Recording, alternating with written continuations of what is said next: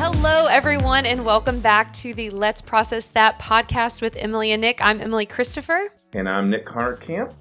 And we are so glad that you have joined us once again as we are unpacking some things to do with transitions, with new seasons, and everything that comes along with that. And there's quite a bit as we are diving in. We thought this was going to be like a one episode where we kind of just talk about what's it like to start a new season of life and a new career and move or whatever. And it's becoming a lot more. And so we're excited that you guys are continuing to join us. We appreciate your feedback and you guys sharing your personal experiences as well, because that's something we really value here is learning and growing together and being able to process through hard things. So today I just want to kick us off because with what we have learned so far and what we've been just talking about, we see that one thing that keeps coming up, and that is relationships and the role that they play whenever we start a new season, when we end a season, when we're trying to make big life-changing decisions. We see that relationship is one of the biggest factors and influencers in that. So one tiny quote, and I shared it to my social media, and we were like, ooh, let's unpack that. Let's process through that. It's just a really quick, short little quote. I found it on Twitter from Nick Sharma, and it just says, don't take criticism from someone you wouldn't go to for advice in the first place. So let's process that. Nick, I'll let you start in on this one.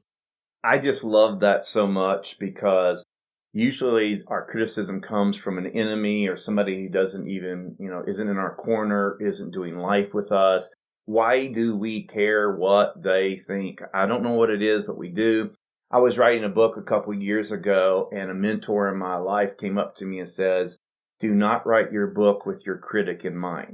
That's not who it's for. Write your book for you and say what you want to say, and don't listen to the critic. And I was like, wow. Because, if you start with the wrong question, you're probably going to get the wrong answer. So if you're writing a book for somebody you don't even want to read your book, I think the book's going to miss the point, right? And but we're all so susceptible to criticism that it's really hard not to do, right? So what made you, when you saw that quote, what made you just stop in your tracks and say, I have to reshare that? Ooh, well, let's really go there. So for me, I feel like in the last couple of years, I've made a lot of big moves and a lot of transitions and changes. And I think when I share those things, I'm always thinking of the critic first, not thinking about, oh, this would really help somebody. Sometimes I do. If I share my vulnerability or I share my authentic experience about something, usually the first thing that comes to mind is, who's going to critique this? Yep. And I am so sick and tired of living from that space. There's so many ideas that I have, and it could be like small or big things. And the first thing that pops into my head is I think of the critic. Yep. I think of the negative feedback, not the people who would be like, oh my gosh, this was really powerful, or this changed me, or this really helped me grow. I'm thinking about the negative, and I'm sick of that. So this is me publicly stating I'm done with it. I love it. And for me, the word I use is when I know I'm going to get criticism, I try to justify me being able to say or do what I'm doing. I go ahead and I build the argument for the critic before I even do what I say I'm going to do. And I just think that, and this is something that I think is important. You and I are very outspoken. You and I are public figures. You and I make big moves. So we get an unusual amount of criticism. So you and I just know it's part of being a public figure is we're going to have to defend ourselves, why we did what we did or how we said what we said. And so I think that you and I probably are a little more comfortable with criticism than most people. So we go ahead and build our defense before we even put it out there. But why should we? Who cares if the critic doesn't like us? Because everybody's got people who don't like them. Let's just choose who we lose, right? Right. Absolutely. And it's interesting. So I'm not going to bring up the hot topic here because that'll be for later. And I also don't want to derail this subject. Yep. So we are known to But float. we are known to chase a rabbit right Yes, down the we trail. are. So there's been a lot going on in the world recently. Yep. And I have never been outspoken publicly about an issue. And I posted a little bit, nothing totally controversial, not all that, but I've just posed some questions or some ideas that I was like, hey, we haven't considered A, B, and C. Yeah, totally. And it was so funny. I was like you, I built my defense. I'm like, all right, like I stand by these things. I believe in these things. And there it is. So I had my defense ready. And it's so funny. I had way more positive feedback than negative. There was only 3 negative things or 3 negative people that verbally said anything to me. And I got like 60, 70 people saying, oh my gosh, thank you so much for sharing that. Wow, I have never been able to articulate this. And once you said it, I was like, okay, that's how I feel, or that brought light to it. But boy, what did I lose sleep over? I can tell you. 3 people Yeah. who, those 3 people don't know who I actually am, have never had like a personal conversation, and are just keyboard, I don't know, heroes. They think like, I'm just going to type and post on social media and you're like, cool. But it was just so funny. And then I was like, oh, here's again, like 60, 70 people versus the 3. Yeah. And that's just always going to happen. And I've got to let go of the 3 people who I don't care about their opinion. I would never ask these people for advice ever. I would never go to them for insight or to grow or learn. But I was all tore up for a little bit about it. We need to bring a psychologist on or something to explain what that phenomena is. You know, it's funny.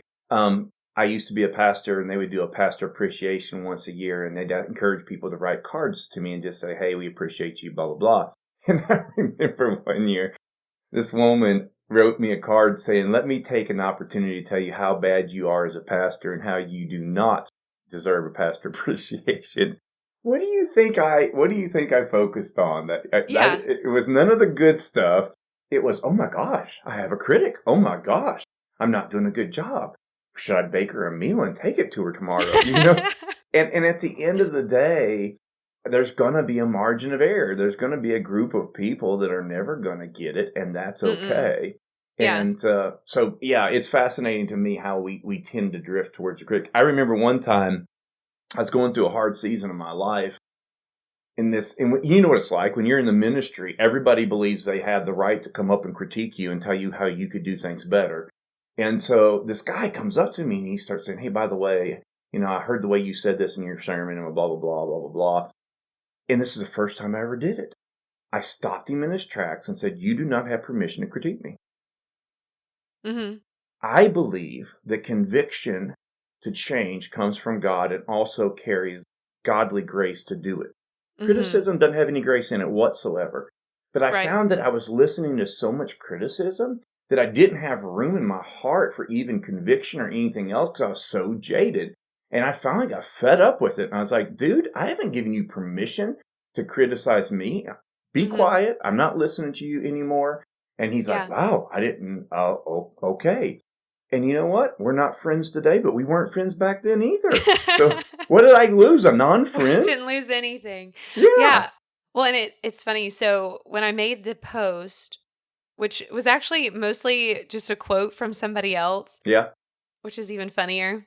And there were some people who were writing some really nasty things on there and like damning people to hell and just crazy stuff that I'm like, okay, all right, let's have several seats. You don't get to do that anyways. Yeah. So, and I wrote on there, I was like, this is my post. Thank you so much. I will not be tolerating this. And guess what? I get to click the delete button. And I think a lot of us don't realize that we have the power to press the delete button.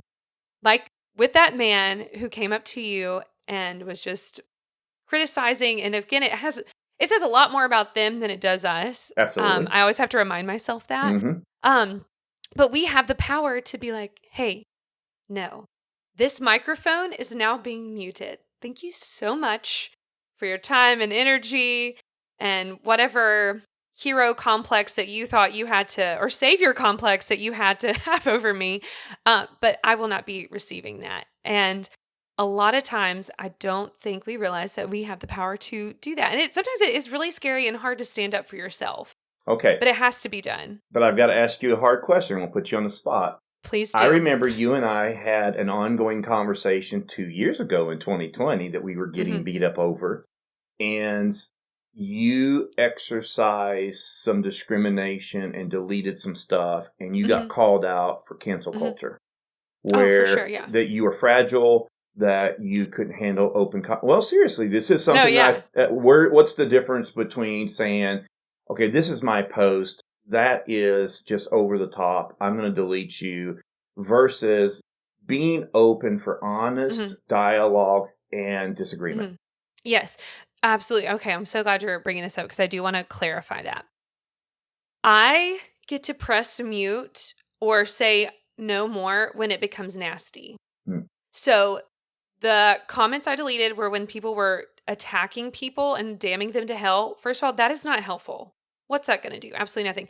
When I deleted stuff a few years ago, this person was, one, cussing at me, and two, calling me names. They were calling me a snowflake. And so whenever you start being childish, I then have to use childish disciplines.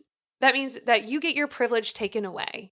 Okay? If you can be mature, and I did, there's comments up on that post that I was just referring that totally disagree with me and, pull up a polar opposite thing. And I left them up. Why? Because that person wrote with dignity and honor their response. So guess what? They absolutely can stay. I'm not afraid of that.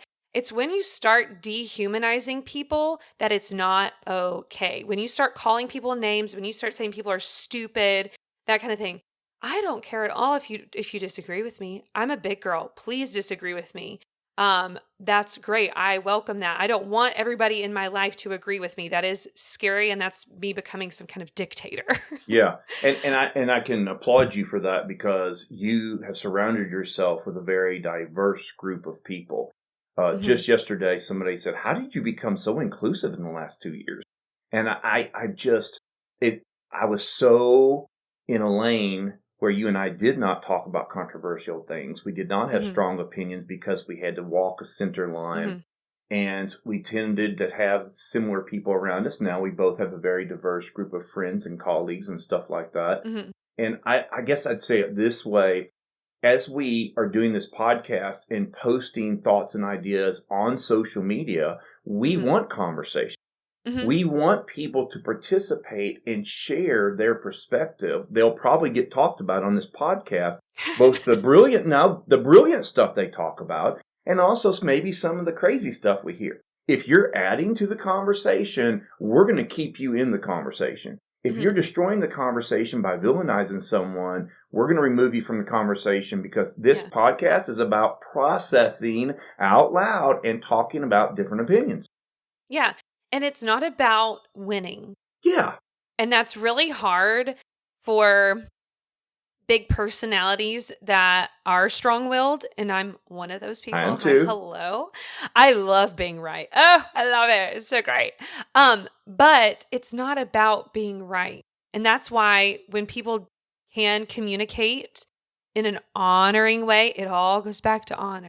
All goes back to honor. If we can honor each other in that conversation, it's okay to disagree. I love that. It's when we start, like I said, it's dehumanizing. You want to rip somebody apart so that they're nothing. And that, especially in a theological or Christian circle, like what is more polar opposite of Jesus than that? What? You want to literally make someone feel like nothing and take away their dignity so that you're correct? No, I'm sorry. I will not. I cannot. I won't. So, yeah. Well, and I appreciate that. We both come out of the church world, and I could tell you the top 5 Christian pastors or authors, and I could show you other pastors who demonize all 5 of the big ones. And it's like, because they haven't built something, they will tear down the house of somebody else who has built something. And it's done in the name of truth and being right. And I don't understand that at all. When you agree with that writer 95% of the time, and we focus on the 5% where we disagree, instead of celebrating the 95% of good that they do by the content that they produce. Mm-hmm. I really appreciate what you just said about this is not about winning. We have no desire to win an argument. We have a desire for ourselves and other people to be heard so Mm-hmm. that people can come together in the city square, have an honest conversation, feel like they were heard, and when we leave, we're a little wiser because of one comment over here or one Mm-hmm. story or situation over there. I really Yeah. appreciate you framing this right up front. Yeah. Oh, well, absolutely. And one thing that was interesting, you hit on something about a lot of times people with criticism are envious or jealous Yep. of the person who has the platform or the influence. And I'm a huge Mel Robbins fan. I love her. I don't know if you've listened to a lot of her stuff, but she was talking about recently, it was in a TikTok or something, about how, when we are, you know, critiquing and tearing somebody down, the root of that is usually jealousy. Like we're envious, we desire something. And so I think a lot of people, when you see all these people attacking people of influence, it's usually the people who are trying to claw their way into having some kind of influence in some kind of platform or whatever it may be. And so it's interesting, and I think that's why when you were, speaking all the time and doing all your sermons and stuff like that, like the people who critiqued you the most were the ones who would have ripped that microphone out of your hands and I'd love to have it. Yeah, the purest example of that is people taking over somebody else's post. And Hmm. somebody will post something and they'll get on because they don't have any followers. So they'll go into your post and then they'll tell a similar story about themselves. And I'm like, was anybody talking about you or invite you to my list of followers? But they just go on there. I remember one time, and I'm trying to be generic enough to not make this really visible. But I remember we had a regular ongoing meeting and it was a captive audience. And there was a person that would come to this meeting and would take over the meeting to talk about some stuff that they really like to talk about, but would dominate the conversation. And finally, a leader had to go to them and say, look, why don't you call your own meeting and have this conversation? But my meeting is not for you to take over and to dominate. And of course, the person couldn't handle that conversation and left. But it's like, if you were to have a meeting, nobody would come to that meeting to hear you talk about that subject. But yet you're hijacking someone else's meeting because they have a captive audience. And I see it all the time. And some of the most critical people are people who want what you have. And the Hmm. only way they know to get it is to try to take it from you by force. Hmm. Hmm. Oh, absolutely. Absolutely. And it is so exhausting when there's somebody like that continually. And like we were saying, if that person continues to do that in whatever capacity, I know we've mentioned social media a lot, but we've also mentioned like in-person meetings, Yep. you do have to put a boundary down, and that is A-okay. Boundaries are for you. They are for you to protect you or the people that you have influence over as well. That was like when I made my rebuttal on that post, I said, I'm not allowing you to tell people that I love and that are in my circle that they're being damned to hell and going to burn forever. Right. Like, I'm also protecting myself, but I'm also protecting the people around me that I love with saying, no, this is the line. You've crossed it. There you go. Yep. And there's two quotes that help me frame that. One is you teach people how to treat you.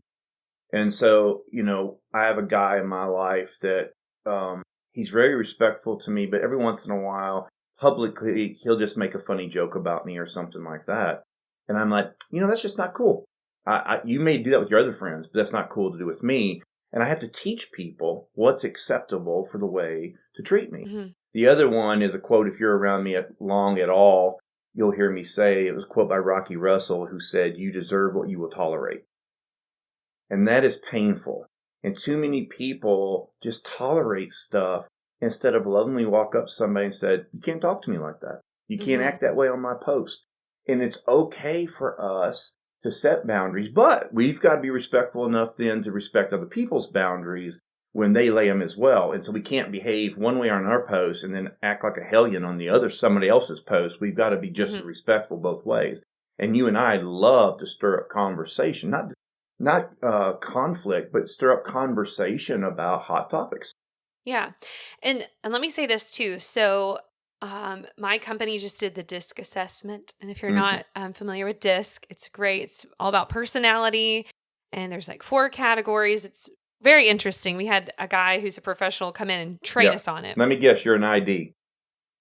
Yes. But you know what's funny? I'm like 92 or 94I, 92D. I'm not shocked by that. So they're like, yep. So we of course were talking about that, and for us, and I know you're definitely a D. DC. DC. Okay. I was feeling that. Yeah, you were on there. And for us, when we do have high Ds, and if you don't understand this stuff, I'm sorry, we're not going to go too in depth about it, but go check it out. It's very interesting, especially if you're in business or you have a team or you're in leadership. It's very beneficial. So people with D personalities are quick to like we don't mind about a little confrontation. Dominant, driven, decisive. Yeah. We don't mind one bit if you're like, hey, that was rude. Don't say that to me. We're easy. And people who might be more introverted, reserved, they're not going to do that. So my boyfriend is introverted and is non-confrontational. So whenever he does bring things up to me, I need to pay attention and honor him enough that it took probably a lot of courage for him to bring that up to me and to make a statement about it. And so that's where also we have to respect people, that if somebody did place a boundary down, it might have taken them a lot of courage. Some people now, they'll slap a boundary down everywhere. Yeah. You know right away, this is them. They're like, oh, nope, that's enough. Yep. But there's other people, it takes them a lot of courage to be able to do that.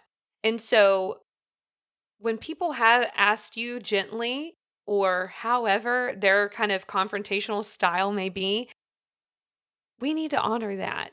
And and yeah, you're not going to have this intimate personality or this relationship with every person that you know their personality. So you have to take ownership of yourself, that like, whoa, okay, that person just mentioned that to me. I'm going to be a little more aware. It's about self-awareness. Yeah. But we have to be able to receive someone's boundaries and be able to understand that it looks different for everybody. Okay, let me piggyback off of that. Within the last year, I heard a teaching on leadership, and it said that leadership begins with self-awareness, then self-leadership, then group awareness, and group leadership. If you're not even aware of what's going on in the room, then you can't provide proper leadership. And I say that to say that we have to nurture and take care of the closest relationships to us. I heard a Christian counselor one time say that every 90 days he sits down with his wife and re-clarifies expectations. Because in 90 days, one of them has changed or their circumstances changed, and one of them needs something different than what they agreed to 90 days ago. Now that is some great leadership to provide for the less confrontational person in our life, to say every 90 days, we're going to look at, is there anything we need to start? Is there anything we need to stop? And what do we need to keep doing? And I thought that was brilliant. Wow. What intentionality. That's awesome. Yeah, no, I think that's great. And especially if these are people that you're interacting with all the time, we've got to do that. We've got to make sure that we're having those hard conversations. And like I said, too, even if it's, somebody, a keyboard warrior out here on social media, if somebody does ask you not to post those things, yeah, like, it's not hard for you not to do that. You be as antagonistic as you want on your post. Absolutely. But when you come onto my post, it's like coming into my house. And not just coming to my house, I'm giving you access to my platform and all my followers. Yeah. And if you don't respect that, I'm booting you. Mm-hmm. And again, you can disagree.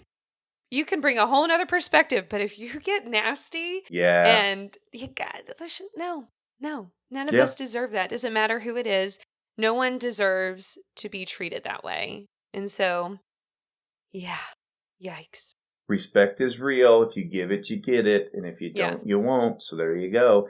And so I really appreciate that because you started this conversation about the critic. And I do think that the critic has some role in our lives because if Hmm. you run into 5 different critics all saying the same thing, you might want to pause and see if there's any truth in that. I was always Hmm. trained that if anybody criticized you, pause long enough to see if there was a seed of truth anywhere in that so that you could grow and mature and be better.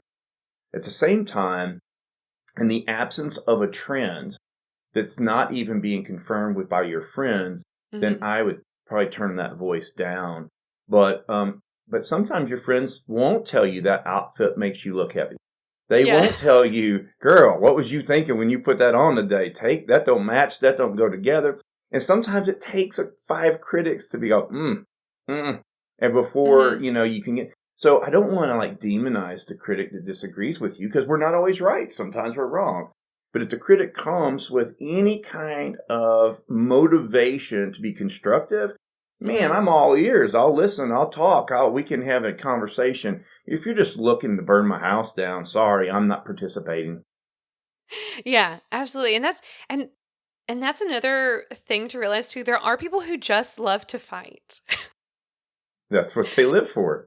There are people who they want a rumble, and so they will constantly create the drama, create the pushback that will make that happen. Absolutely. And you got to kind of recognize that pretty upfront. Because if you can understand, like, this person is just, this is their entertainment. Yep. Okay. All right. I see what you're doing. No matter what I say or do, this is what it's going to look like. And so that's another But thing you, to keep but into you don't have to consideration. buy a ticket to that movie. You do not. What an exhausting movie. Not my monkey, not my circus. You go take your monkeys and circus anywhere you want, but I'm not buying a ticket to that and wasting No, 2 hours of my life. no, we will not put up a big tent for you. I would rather push the delete button and let you call me cancel culture. Yeah. Well, and that's the thing too, weighing out removing somebody too. Um, Oh, because yeah. Let's yeah, stay here for a second. yeah. What about when somebody disagrees about you with about one thing and they cancel culture you forever? You know what I'm saying? We've got to get to a place where I disagree with you. You're being disrespectful. I'm deleting you from this post, but don't throw me away as a person just because you disagree with me over any of Mhm. the hot topics. And I think Mhm. that's one of the big thing is we define people by where we disagree, the lowest common denominator, and then we just don't do life with them. And Mhm. that's what I hate about cancel culture Yeah. is we can love Will Smith until he does something stupid. And then all of a sudden everybody hates Will Smith. And I'm like, don't define somebody by their worst moment. Yeah. Yeah. Because we don't want to be defined by our worst moment. At all. And we all have bad moments. Yeah. It's so interesting you say that. So, um, this has been a couple months ago. I was with some friends and had a friend who is not a believer say something like really harsh about something that I, believe in. And I'm Yep. really like, it's, part of my DNA of who I am. And in that moment, I was like, kind of offended. But it wasn't enough for me to, stir up anything. It was just like, not the time, not the place. Also, like, y'all, get your emotional intelligence in queue. Like, let me go ahead and just pause right there. Everybody work on your emotional intelligence because that's very important. Anyways, intelligence.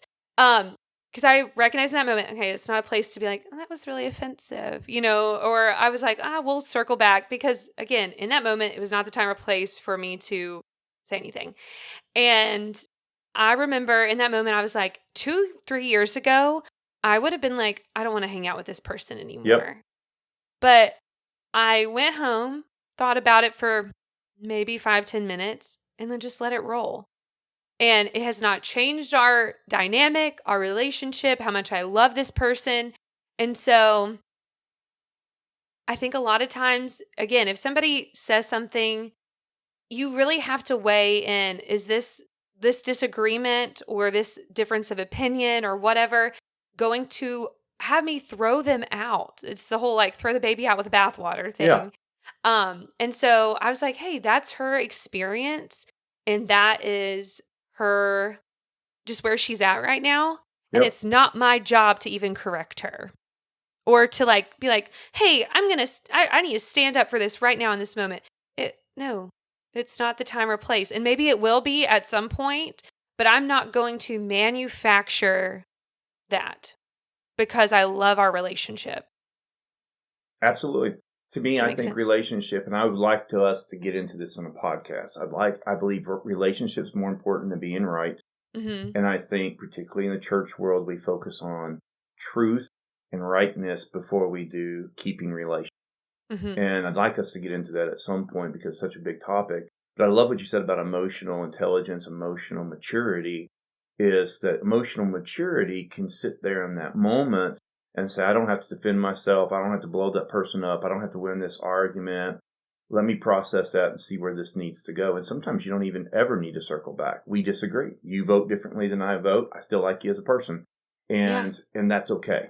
And so I do think we all need to work on our emotional intelligence, especially in a church where we work on our theology, but we don't work on our emotional maturity. And therefore, Mm-hmm. sometimes that leads us, because we do know that wounds make decisions.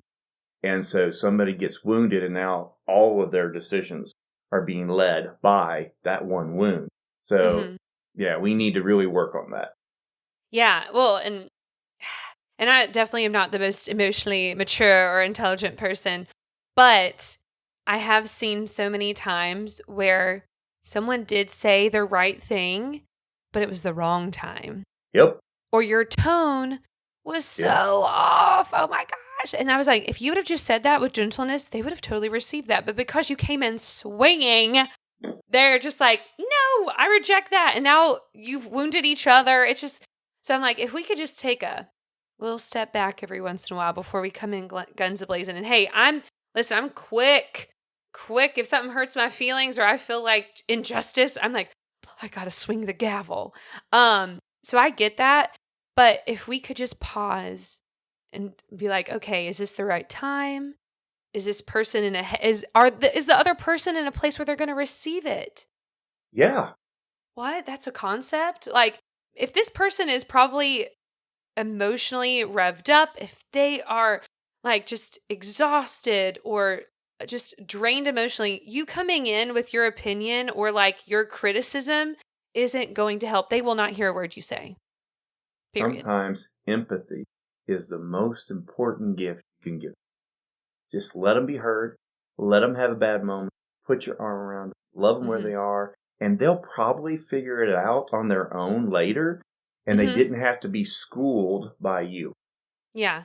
Yeah, I've had to learn in the last few years to just sit with people instead of bringing them a solution or an opinion or an idea.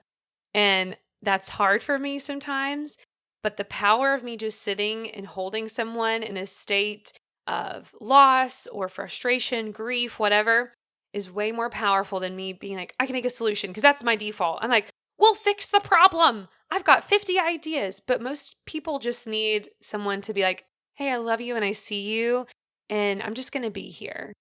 And that's Our, actually more powerful in the moment. absolutely. Our Methodist ministers call that the ministry of presence. We don't know Mhm. what we're going to say, don't know how to fix the situation, but we will show up and we'll sit with you while we work through that. And lest anybody, think that you and I are saying we have all this together.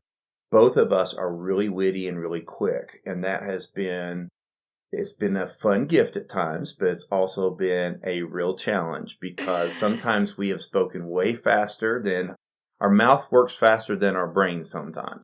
And you and I have both overstepped our boundaries, said the wrong thing. And all we're trying to do in this season of our life is saying we know a little less than we've known. We know less now than we used to. So we're asking more questions and trying not to speak so quickly. But going back to your original thought about the critic, I also don't want to be a critic. Mm-mm. I'm in the church world and I'm a church consultant and I love the church, but I see a lot of problems. I don't want to be jaded and be the guy that complains about how bad the church is or America or the Democrats or the Republicans or whatever.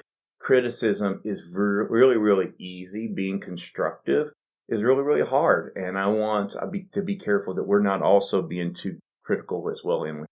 Yeah. Oh, absolutely. Like it's something I have to check on a lot. And I work in the marketing world where, people just shred a design. They'll like I mean, it's changing all the time. So there's constantly people with their opinions and, oh, you didn't do this right, or that's not trendy anymore, blah, blah. So I'm around that all the time. And it's really easy for me, like when it comes to design or strategy, like I have my ways and I think they're right. But I'm also humbled constantly because, again, I work in marketing where 5 minutes ago that was cool and now it's the lamest thing ever. And so it is a place of humility that not just in our jobs, but we constantly just have to walk in, and knowing yourself and being able to take the time to understand how you respond to criticism and why did I feel that way? I mean, it was the same thing, like those 3 people, one person, it really hurt me. The other 2, I was like, okay, yeah, no surprise. Like, I don't have a relationship with you. But one person, I was just like, oh my gosh. And I had to realize, like, oh, the reason I'm reacting to this person differently is because there's a wound there that has not really been addressed. And Yep. so also looking at that criticism and asking yourself, why was it that comment? Why was it that person that triggered me and now I'm spiraling, or I'm crying, or I can't focus on anything else. So also looking at the voice that it's coming from and painfully digging a little deeper sometimes too, and just be like, okay, what was that about? Why was it that one thing that really got me? I think it's important. I like that because it's like the tremors, the aftershock after an earthquake. If you have a situation with someone that's a friend of yours and it doesn't go well, there's a hurt, there's a wound there, you never resolve it. It almost feels like 50% of the things they say after that, you're going to take exception to. Mm-hmm. But if I were to say those things, so you could receive. And it's just pointing to there's an underlying wound that never got resolved. And I do think that many times we're dealing with a secondary offense. We're not dealing with the primary problem. Mm-hmm. And we're not even talking about the real problem in the room. And so, it's the guy who comes to me as a pastor and says, I didn't cut the grass this week and my wife left me. Can you believe she would leave me over not cutting the grass? I said, bruh, it wasn't cutting the grass that she left you. There's been a long history of stuff. Water under the bridge. It just happened this week. It was cutting the grass. But brother really thought she left him because he didn't cut the grass. Yeah. That was also my former experience with something similar. I was like, that wasn't it. But yeah, and that is the thing too, when we might get fed up with somebody, like they could do something small and you're like, that's it. Yep. That's all. Goodbye. No more. I'm unfriending you on social media and in life. I've had several do it to me. Yeah. And again, it kind of circles back to that confrontation piece. Like, if it matters, you might have to speak up and like start pointing it out. Because most people are rarely blindsided. Like, they may choose, like this guy that talking about the grass. Mm-hmm. He chose to not see all the time. She was like, hey, I'm miserable. Yeah. Hi, this is awful. I'm living in hell. So he chose not to do that. Mm-hmm. But, if you are seeing trends, it goes back to what you're saying earlier. If there's trends, we may want to dive a little deeper into those things and investigate it. Because then you don't really have an excuse when somebody's like, I've had enough. Yeah, totally. I've had enough. Wow. Great chat, Nick. This is great. I appreciate you processing some stuff with me, especially on this, because I think both of us have had all kinds of experiences being on both sides of this, whether we were the critic who was outspoken and should have kept our mouth shut. Amen. Versus to being the punching bag for someone and saying, that's enough. It wasn't the grass. It was that you were in. Anyways, that might have been the whole point of this conversation, was that right there. And that's the tagline. But we really appreciate you guys for tuning in, and we want you guys to interact as well. This streams on YouTube, Spotify, Apple Podcast, Stitcher, iHeartRadio. We're learning a lot. Oh, and real quick, before I wrap up this, I want to shout out Aaron Billings, who sat down with me who has an amazing agency that specializes with podcasting and just her insight. So thank you, because Nick and I are learning and growing, especially in this podcast space. We are new to this. We both are podcast consumers, but being on this side of it, wow. Whole different world. Whole different world. So we are learning, and it's just been great who has been placed in our lives to help us make this the best we can. And we're continually learning and growing and adjusting. So thank you all for being patient with us as we figure all this out. And shout out to our theme music, Caleb Honorkamp. I'll link his stuff below. And our producer and sound engineer, Adrian Wos. Yay. So thank you guys. You can connect with us on our social media. My Instagram is at Emily B. Christopher. You can also find me on Facebook at Emily Christopher. Nick, where can they connect and follow you at? I'm on Facebook, Nick Honorkamp, and I'm on Instagram at Nick. Boom. We'll put all that in the description where you guys can connect and comment. I would love to hear more about how people overcame criticism, or what did you do with that? Have you learned that you were the critic? Did you adjust? Did you make some adjustments to that? Just anything that you have to say about this, we are open to it, as long as it's done with kindness and making sure everyone feels like a human. All right, friends, we hope you have a fantastic day, and we will see you next time. Like and subscribe.